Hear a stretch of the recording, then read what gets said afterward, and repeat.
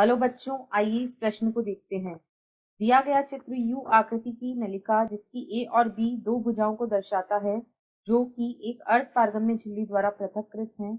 एक, विलेय को दाहिनी ओर डालने पर साई एस का मान कम हो जाता है, जिसके कारण जल नलिका के दाहिनी ओर को जाता है। दो, बाईं ओर धनात्मक दाब लगाने पर साई पी का मान कम हो जाता है, जिसके कारण जल नलिका के दाहिनी ओर गति करता है।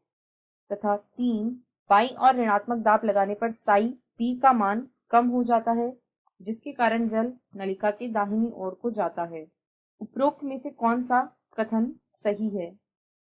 विकल्प ए 1 व 2, विकल्प बी केवल 3, विकल्प सी केवल 1 या विकल्प डी 1, 2 व 3।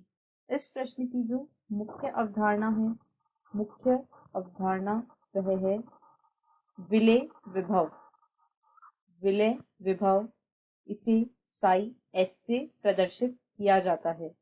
विलेय विभव या साई एस यह क्या होता है? जब भी किसी विलेय को घोला जाता है तो विलेय विभव पर क्या फर्क पड़ता है, इसे हम देखेंगे।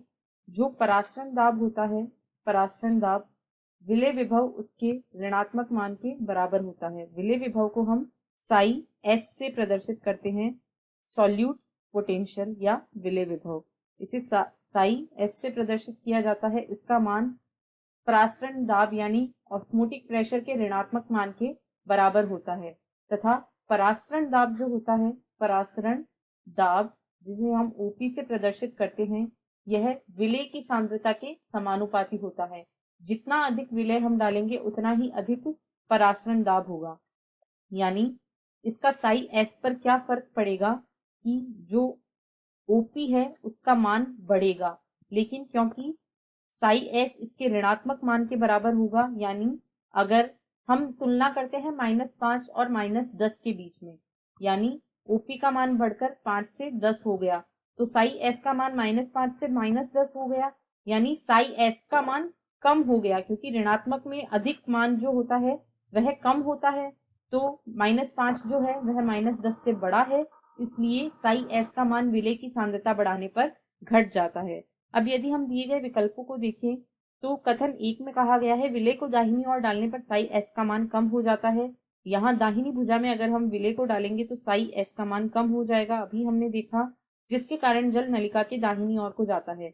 अब साई एस का मान कम हो जाएगा, यानी विलेय डाल दिया तो जल की मात्रा कम हो जाएगी। अब जल अपनी अधिक सांद्रता यानी बाईं ओर से दाईं ओर गति करेगा, यानी कथन 1 बिल्कुल सही है।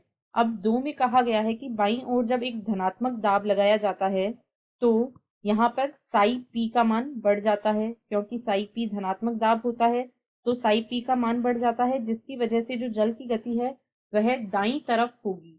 तो यह कह रहा है कि बाईं ओर धनात्मक दाब लगाने पर साई पी का मान कम हो जाता है। ऐसा नहीं होता है, साई पी का मान बढ़ जाता है, और साई पी का मान यदि बढ़ेगा तो उच्च दाब विभव से कम दाब विभव के क्षेत्र की ओर यानी बाईं ओर से दाईं ओर जल गति करेगा।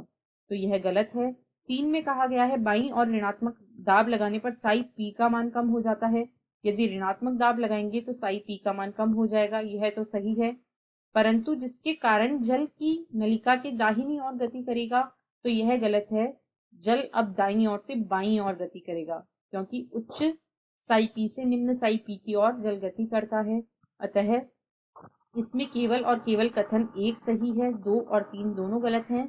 अतः दिए गए विकल्पों में से विकल्प सी इस प्रश्न का सही उत्तर होगा। केवल 1 सही कथन है। आशा है आपको प्रश्न समझ आया होगा। धन्यवाद।